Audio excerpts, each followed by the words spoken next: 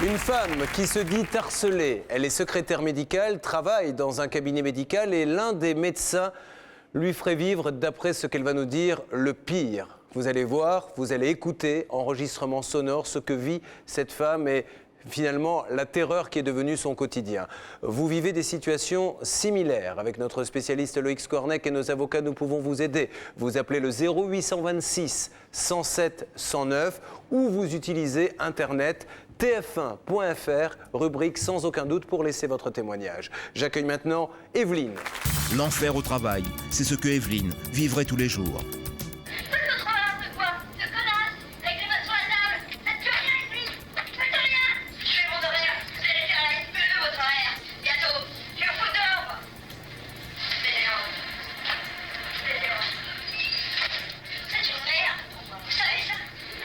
Je revis toujours la scène. Je la connais pratiquement par cœur, cette cassette. Et cela durerait depuis des années. Evelyne ne supporte plus sa condition. Elle veut que justice lui soit rendue. Je ne sais pas si un jour j'arriverai à revivre normalement.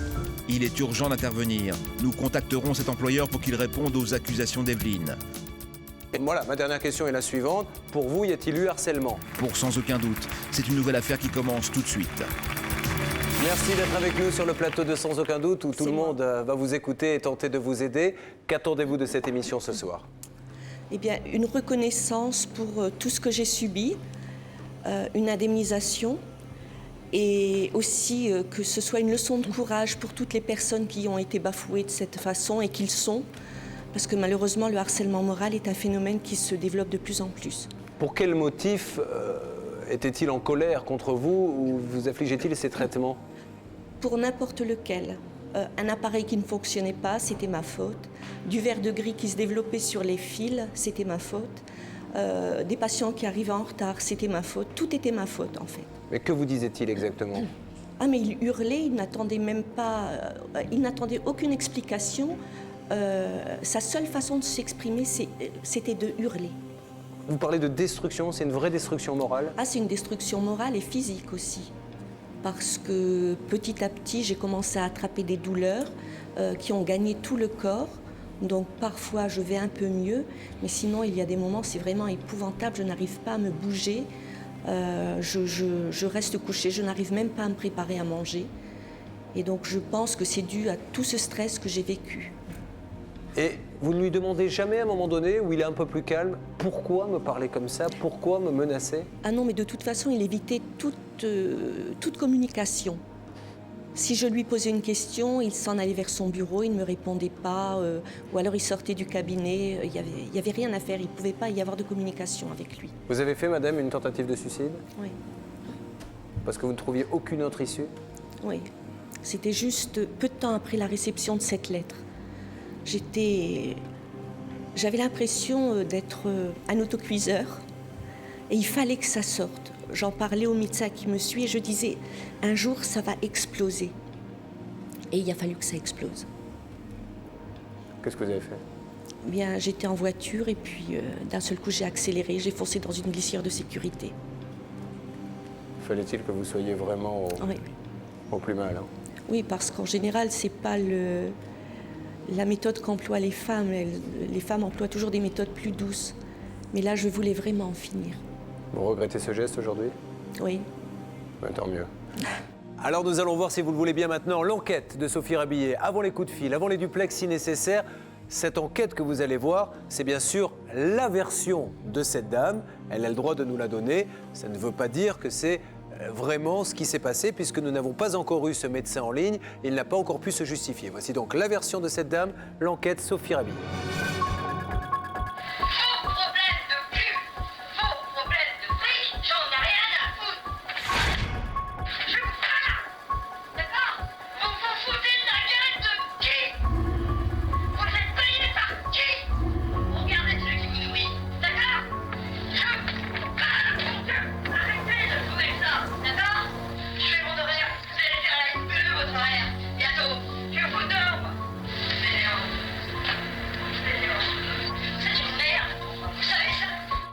Difficile de croire qu'Evelyne, secrétaire médicale, ait pu subir un tel traitement de la part de son employeur, et cela pendant presque 7 ans.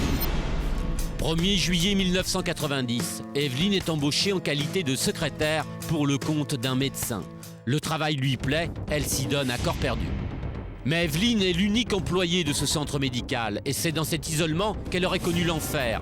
Selon elle, le comportement de l'un des médecins à son égard change dès 1997.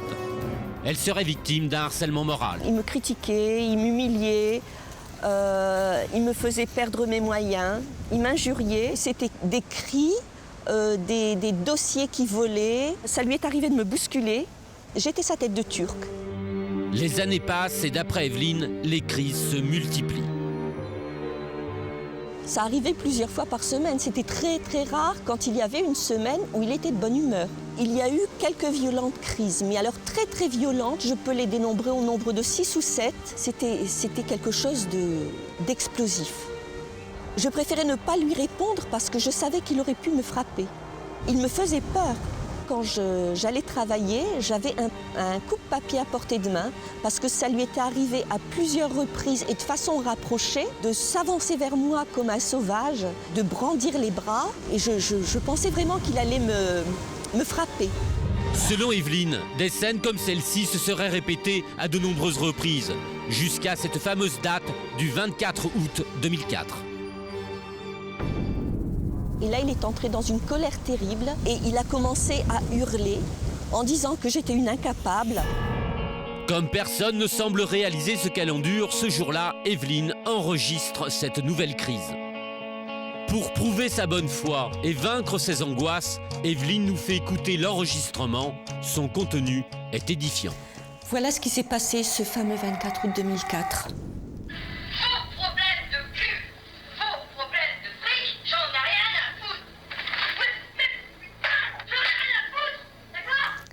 Alors là, il a jeté tout ce qu'il y avait sur le bureau, il le claquait et il m'a bousculé. J'en ai marre!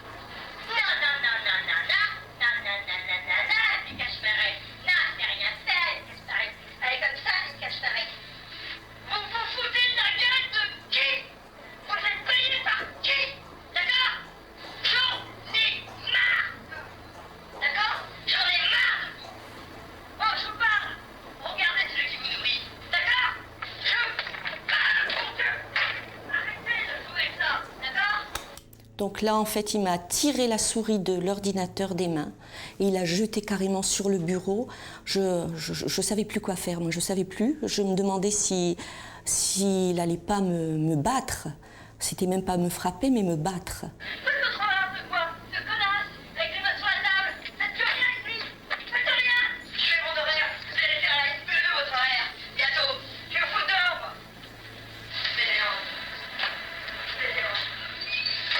Vous êtes une merde, vous savez ça?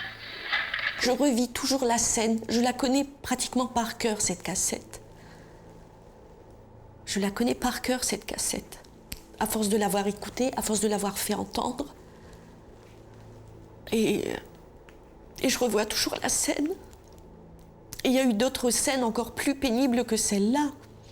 Là, je me disais que c'était tout, quoi. La prochaine fois, il allait y avoir du sang. Parce que je me suis dit, c'est tout, c'est fini. Il va me tuer. Il va me tuer, j'en étais venue à penser à ça. Ce jour-là, une femme aurait entendu les hurlements provenant du cabinet médical. La secrétaire du cabinet d'à côté a entendu les éclats de voix. Et quand il est parti, elle est venue me trouver dans mon bureau et elle m'a trouvée en larmes. Je tremblais de la tête aux pieds. Cette femme acceptera de témoigner plus tard en relatant par écrit ce qu'elle a vu et entendu. Ce sera d'ailleurs la dernière crise que subira Evelyne. Elle se sent en danger, alors 4 jours après l'incident, son psychiatre décide de la mettre en arrêt maladie. Morissette est une ancienne patiente de ce centre médical. Elle et Evelyne sont amies. Morissette aurait été témoin de scènes pour le moins surprenantes entre Evelyne et l'un de ses supérieurs hiérarchiques. Je l'ai vu une fois jeter un monsieur dehors parce qu'il avait oublié sa carte verte. Le monsieur essaie tenté de dialoguer, il en est venu aux mains. Il a attrapé ce monsieur, il l'a jeté dans le couloir. J'avais l'angoisse d'aller aux consultations. Quand j'arrivais dans la salle d'attente avec maman, on se mettait dans un coin, on se faisait toute petite et on attendait. On attendait de voir la tête qu'il faisait en sortant de la consultation juste avant nous. Il y avait une ambiance à couper au couteau. Morissette comprend très vite ce qui se joue au sein du cabinet. Je me suis aperçue qu'elle vivait un harcèlement, il n'y avait pas d'autre mot. Elle avait toujours les larmes aux yeux quand j'arrivais, elle était triste dans son coin, elle avait peur dès qu'il sortait pour venir chercher le dossier d'un malade. J'ai compris ça tout de suite. Depuis qu'elle est en arrêt maladie, Morissette se souvient parfaitement dans quel état elle a retrouvé son amie. Je l'ai vue ramper dans sa maison. Je l'ai vue tout oublier, oublier de se laver, oublier de sortir, oublier de s'habiller. Je l'ai vue en pleine dépression, prête à mettre fin à ses jours. Je pensais qu'une fois hors de ses griffes, ça allait s'arranger, mais ça ne s'arrangeait pas du tout. Je n'avais pas une heure de liberté dans mon esprit sans qu'il soit là, à côté de moi, sans que je le revoie, violent comme il l'avait été à plusieurs reprises. J'ai eu envie d'en finir plusieurs fois, même de nombreuses fois. De toute façon, c'était devenu une idée fixe chez moi, parce qu'il m'avait tellement dévalorisée que je me sentais incapable de tout. Le 8 juillet 2005, Evelyne, désespérée, passe à l'acte. J'ai pris ma voiture et j'ai roulé, puis ça m'a traversé l'esprit, et puis j'ai appuyé sur l'accélérateur et je me suis dit, je n'en ai plus rien à faire, de toute façon je ne peux plus continuer à vivre comme ça. J'ai foncé dans une glissière de sécurité. Sa course folle se terminera à l'hôpital avec plusieurs côtes cassées. Retour en arrière. Dès le 28 août 2004, après la dernière crise chez son employeur, Evelyne est placée en arrêt maladie. Elle n'est plus capable de se rendre au travail. La sécurité sociale rend plusieurs rapports d'expertise. Dans ce cadre, l'organisme convoque le médecin mis en cause par Evelyne. Il a reconnu qu'il m'avait insulté, qu'il m'avait traité de connasse. Le contre-expert qui m'a vu a entendu cette cassette et il était lui-même bouleversé. D'ailleurs, les médecins qui l'ont entendu m'ont demandé de l'arrêter avant. Ils l'ont estimé psychopathe, en fait. Fait rarissime, cet arrêt maladie pour dépression est reconnu comme un accident du travail par la sécurité sociale. Evelyne n'a toujours pas été licenciée par ce centre médical. Elle vit avec les 550 € que lui verse chaque mois la sécurité sociale. Avant de se lancer dans une procédure judiciaire, elle souhaite connaître ce que son employeur compte faire d'elle. Équipée d'une caméra cachée, Evelyne va le voir pour la première fois depuis 2 ans et demi. Je veux savoir ce que vous voulez décider. Je vous laisse travailler, simplement je veux savoir ce que vous voulez faire de moi. Non, écoutez, laissez-moi travailler. Comment vous vous regardez dans le miroir le matin? Vous êtes fier de vous, de votre comportement vis-à-vis de moi ou vis-à-vis de vos patients? Vous pouvez sourire, vous ne me faites plus peur du tout maintenant. C'est tout. Alors dites-moi quelque chose, dites-moi ce que vous comptez faire. Vous avez été cruel avec moi, vous m'avez démoli. Bien, je vais devoir maintenant voir quelqu'un en consultation. Je vous demande de me laisser, merci. Evelyne n'obtiendra rien de son employeur. Résignée, elle quitte le cabinet. Il m'a démoli. Oui, il m'a démoli à ce point-là, oui. Je ne sais pas si un jour j'arriverai à revivre normalement. L'enquête est signée Sophie Rabillet. Vous pensez vraiment, madame, qu'un jour, vous n'arriverez jamais à vous sortir de ça, que c'est quelque chose que vous allez devoir traîner jusqu'à la fin de vos jours? Je ne sais pas, j'aimerais m'en sortir. Aujourd'hui, votre plus beau rêve, c'est ne plus avoir à penser à ça une seule fois par jour? Ah oui. En tout cas, je voudrais qu'on vous applaudisse, madame, parce que vous avez beaucoup de courage de venir sur ce plateau et je suis certain que beaucoup de femmes qui vivent la même chose que vous auront envie de parler par la suite, car c'est ce qu'il faut faire. Avant de retrouver notre journaliste Sophie Rabillet, d'essayer d'avoir un dialogue avec ce monsieur, Loïc Skornek, aujourd'hui, le problème, au-delà de l'aspect psychologique, c'est l'aspect matériel. C'est-à-dire que cette dame ne va plus travailler, évidemment, et on peut le comprendre, et elle n'est pas licenciée, donc elle est dans une situation très floue. Alors, elle est dans une situation très floue, mais à la fois très claire aussi. À partir du moment où elle est un accident du travail, l'employeur aura énormément de mal pour la licencier, puisqu'il faudrait éventuellement qu'il la licencie pour faute grave. Donc, on ne peut pas envisager le licenciement. Ce que madame peut envisager, c'est la résiliation judiciaire de son contrat de travail, et bien entendu une action pénale, parce que je pense que ce qui fera peur, comme ça fait peur à beaucoup d'employeurs, l'action pénale, à partir du moment où le harcèlement moral est reconnu par des médecins experts, que la conséquence de ce harcèlement moral, c'est un accident du travail, madame a tout intérêt à déposer plainte au pénal et à instruire cette action au pénal. Ça veut dire, maître Novakovic, que lorsque l'on vit ce genre de situation, il y a deux actions à mener, l'une peut-être plus terre à terre pour des problèmes de papier, de licenciement, et une autre pour faire valoir ses droits au pénal. Je pense qu'effectivement, il y a une action, ce qu'on appelle un référé d'urgence à actionner devant le conseil de prud'homme pour obtenir les papiers, les acédiques, etc., attestations acédiques, tous les papiers lui permettant effectivement de s'inscrire. Mais parallèlement et surtout, juste après ce référé, pour éviter justement de bloquer l'action, une action au pénal, parce qu'on est vraiment dans le cadre de l'article 222, 33.2 du Code pénal, qui réprime le harcèlement moral au travail.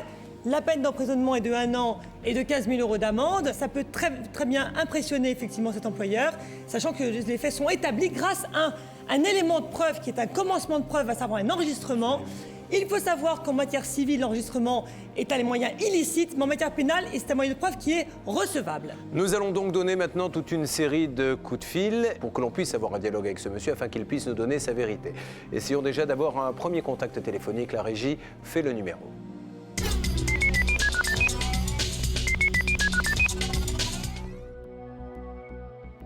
Allô? Oui, docteur ? Oui? Bonjour, pardonnez-moi de vous déranger, docteur. Je me présente, je suis Julien Courbet de l'émission Sans aucun doute sur TF1. Et dans le cadre de la préparation et de l'enregistrement de mon émission, j'essaie de comprendre une situation qui m'a été exposée par une dame, et pour ne pas dire n'importe quoi, et puis parce que je trouve qu'il est beaucoup plus logique de s'adresser à tout le monde pour mieux comprendre et appréhender une situation, je me tourne vers vous. Il s'agit d'une ancienne assistante, enfin qui est toujours, je crois, une de vos assistantes, Evelyne. Écoutez, non, je ne peux pas discuter de ce problème.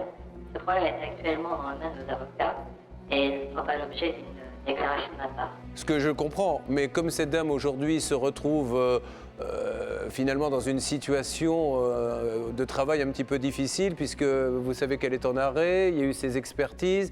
Quand elle était au bureau, il semblerait qu'elle a enregistré l'une de vos conversations avec elle, dans lequel vous lui tenez des propos quand même plutôt durs. Non, jamais. Ça jamais. Écoutez, monsieur, je ne peux pas continuer à vous parler. Non, mais monsieur, comme c'est très grave et que nous avons cet enregistrement dans lequel il vous semblait lui dire que ce n'est qu'une merde ou des choses comme ça, voilà, je voulais vous donner la parole, ce qui est la moindre des choses. Maintenant, si vous me dites... Je ne peux pas vous répondre. Mais alors, vous comptez faire quoi avec cette dame, monsieur?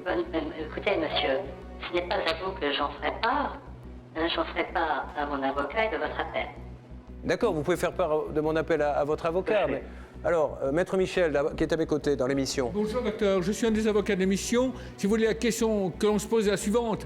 Ça ne peut pas continuer comme ça. Cette dame n'est pas en état de retourner travailler chez vous compte tenu de ce qui s'est passé. Les experts l'ont dit. Je suppose que vous ne voulez pas continuer à travailler avec. Est-ce que vous êtes prêt, avec votre avocat et le sien, à mettre en place une procédure de rupture de votre fait, puisque si on en est là quand même, elle était d'accord pour travailler chez vous, c'est en raison des excès que vous avez pu avoir, notamment de langage avec elle.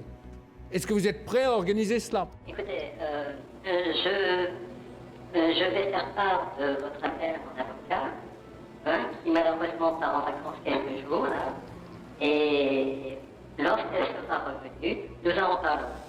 Bon, en tout cas, monsieur, sachez aussi que madame a décidé de lancer une procédure au pénal où elle produira l'enregistrement de cette conversation où l'on vous voit lui parler et lui parler... Elle a garanti ses droits, il n'y a pas de problème. Madame, qu'avez-vous dire à ce monsieur? Oui, s'il veut continuer comme ça, on continuera comme ça. Il n'y a pas une possibilité de s'arranger... vous niez totalement les faits, vous, monsieur? Je n'ai rien à vous dire. Je voudrais juste vous faire écouter, monsieur, que vous voyez bien qu'on n'est pas en train de raconter n'importe quoi, un extrait de ce qui s'est dit au cabinet. Faites le croire de quoi? Ce connasse, avec des maçons à table, faites plus rien avec lui. Faites rien. Je fais mon horaire, vous allez faire la SPE votre horaire. Bientôt, je vais vous foutre dehors, moi.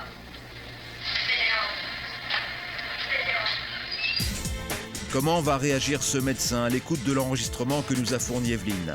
Sa défense sera surprenante. Le secrétaire est venu me menacer dans mon cabinet il y a 2 jours, il y a vendredi, et moi, j'ai un enregistrement. Nous poserons cependant les questions essentielles. Pour vous, y a-t-il eu harcèlement? Je n'ai pas à répondre à cette question. Bien entendu, nous n'en resterons pas là. Juste après, vous verrez également comment un garagiste a profité de Ginette, 74 ans, qui confond les francs et les euros. Résultat, il lui a racheté son camping-car le quart de sa valeur. Ne me dites pas, c'est elle qui voulait. Vous avez bien compris qu'elle se plantait complètement. Ah non. Nous irons à la rencontre de ce garagiste. Il ne contestera pas les faits. Mais moi, je reconnais que c'est la dame qui m'a donné tout de suite. Moi, j'ai racheté au prix qu'elle m'a dit. Nous tenterons de raisonner ce professionnel afin qu'il dédommage Ginette. Ce ne sera pas simple. Mais non, monsieur, il y a deux solutions. Il y a la justice et il y a l'honneur. Ouais, il parle. La suite de ces dossiers dans Sans aucun doute, dans un instant, sur TF1.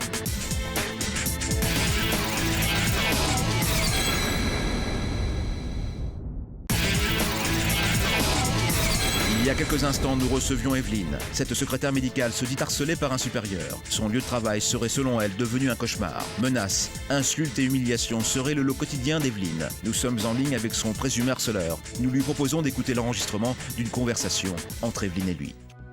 Vous voyez bien qu'on n'est pas en train de raconter n'importe quoi. Un extrait de ce qui s'est dit au cabinet.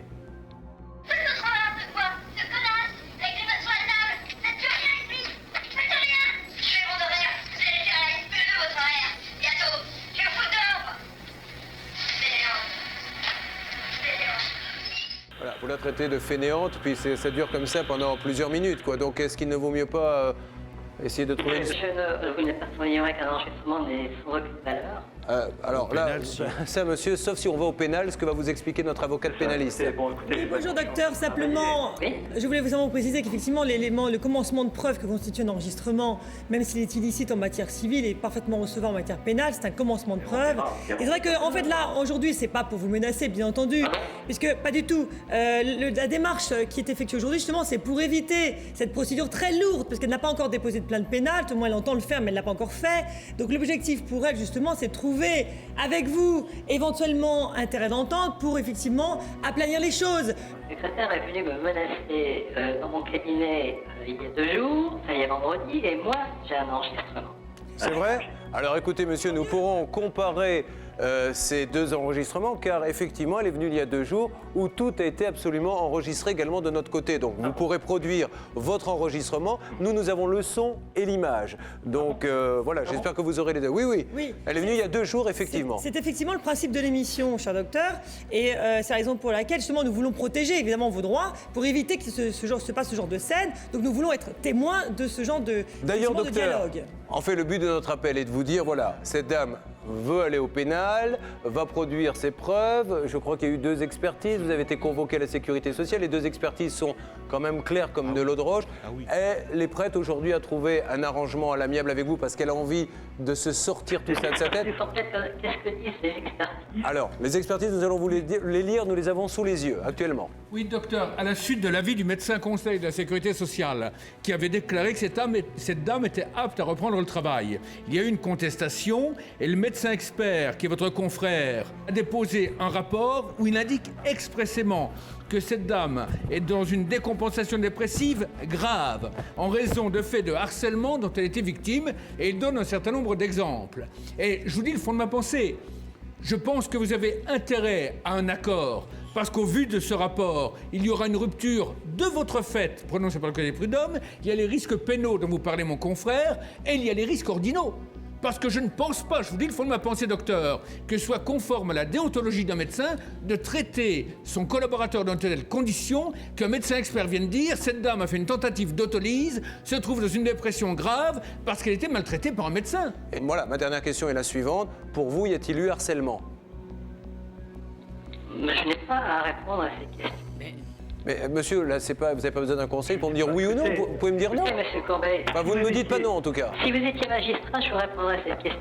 D'accord. Non, mais l'essentiel, docteur, c'est que vous reconnaissiez implicitement, puisque vous dites que vous ne répondez pas. Donc, je n'ai pas à répondre à quelqu'un, je n'ai pas à répondre à qui que ce soit à ce sujet. Au moins Evelyne, monsieur, au moins Evelyne. Oui, vous pourriez me répondre puisque tout ça. Rien à dire à cette dame, rien à lui dire pour le moment. Qu'est-ce qu'il vous a dit, vous, quand vous le... Bon, écoutez, venez, je suis en train de travailler, c'est dans les heures de travail. Vendredi. Quand je l'ai vu vendredi, il ne voulait pas m'adresser la parole. Il voulait que je sorte de son cabinet. Voilà, bon, c'est très bien. Et apparemment, est-ce qu'il est vrai aussi que votre maman l'aurait appelé à son domicile? Je n'en sais rien du tout, monsieur, je n'en sais rien du tout. Mais si, Je n'en- elle m'a appelé sur votre demande. Ah bon, écoutez, là, franchement, je n'en sais rien du tout. Bon, je vais travailler, si vous voulez bien, merci. D'accord. Bonne journée. Au revoir. Merci en tout cas d'avoir participé à cette émission sans aucun doute, monsieur. Bonne journée. Merci beaucoup.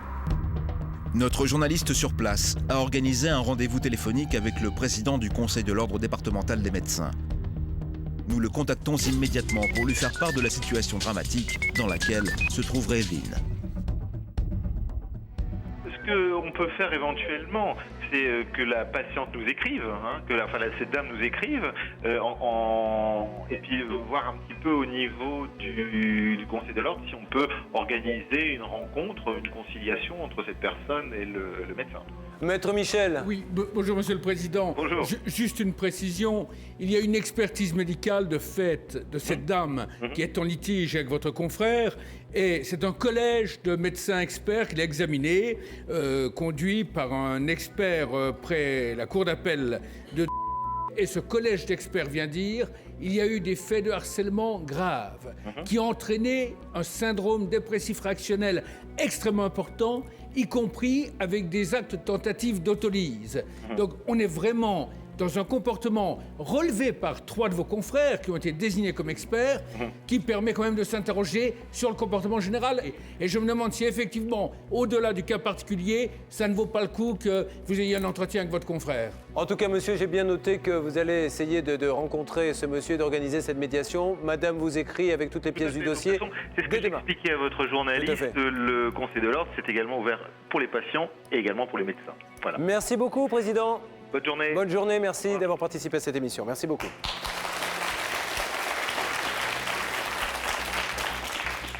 Bon, voilà, premier point, madame. Je pense que lorsqu'il va se retrouver face au Conseil de l'Ordre, ce monsieur va devoir se justifier et il me tarde de savoir comment il va justifier les enregistrements que vous allez pouvoir lui fournir. Donc là, déjà, c'est une première porte ouverte à la médiation de son côté. Maintenant, s'il n'y a pas médiation, le procès et tout ce qui a été entrepris continue. Tout à fait. Absolument, de toute façon, où il y a médiation et une solution acceptable et acceptée par madame est trouvée, ou autrement, prud'homme et pénal. Que peut réclamer cette dame, objectivement? Elle a 14 ans, vous avez 14 ans, je crois, d'ancienneté. Donc, généralement, on a une base, elle est acceptée ou pas, 1 mois de salaire par année d'ancienneté, plus les indemnités, ça peut aller assez loin, d'autant plus qu'il y a eu du harcèlement moral. On a comme base pour déterminer le harcèlement moral 15 000 € par année de harcèlement. C'est une base que l'on prend, mais elle peut être discutée, bien entendu. C'est une base, ce n'est pas la barème. Donc, par conséquent, ça peut monter très haut, on peut arriver très vite au-dessus de 100 000 €. Quand nous disons il y a eu harcèlement moral, effectivement, cela n'a pas été jugé. Nous nous basons sur les expertises qui stipulent qu'il y a harcèlement, mais quand même aucun juge n'a dit à ce jour qu'il y avait eu de harcèlement. Tout à fait. Madame, qu'avez-vous à nous dire de plus? Écoutez, je suis vraiment réconfortée parce que je n'ai jamais été aussi soutenue. Et je tiens à remercier quand même toutes les personnes qui m'ont aidée, toute l'équipe. D'une part. Vous avez bien compris que ce n'est qu'une étape. Voilà, nous allons nous revoir. Sophie reste en contact en permanence avec vous, Conseil de l'Ordre. Nous allons rappeler également ce monsieur en antenne. Mais là, je crois que le dossier est en train de prendre forme. Mais qu'est-ce que vous avez à dire à toutes celles qui nous regardent et qui vivent la même chose que vous et qui, comme vous, se taisent à l'époque où vous le faisiez? D'abord, je veux remercier toutes les personnes qui m'ont soutenue et puis toutes les personnes qui m'ont fait des témoignages, qui ont eu le courage de le faire parce que quelques personnes m'ont fermé la porte au nez. Et donc je sais que c'est très difficile d'obtenir des témoignages, mais il ne faut pas baisser les bras. Il ne faut pas baisser les bras parce que je crois qu'on se libère une fois qu'on est... que la personne qui a harcelé est punie à son tour. Bon, en tout cas, Evelyne, ici, autour de cette table, dans ce studio, partout, il n'y a que des gens qui vous veulent du bien et qui vont tout faire pour vous aider. Je vous remercie infiniment. Merci à tous. Notez les coordonnées de l'association de Loïc Skornek, harcèlement moral stop, à but non lucratif, bien évidemment. Voilà, c'est la spécialité de Loïc, aider ceux qui en ont besoin. Merci beaucoup, madame, on se tient au courant et nous donnerons très rapidement dans les semaines qui viennent des nouvelles à nos téléspectateurs. D'accord. Merci beaucoup. Merci à Loïc Skornek, notre spécialiste. Au revoir. On vous raccompagne tous les deux.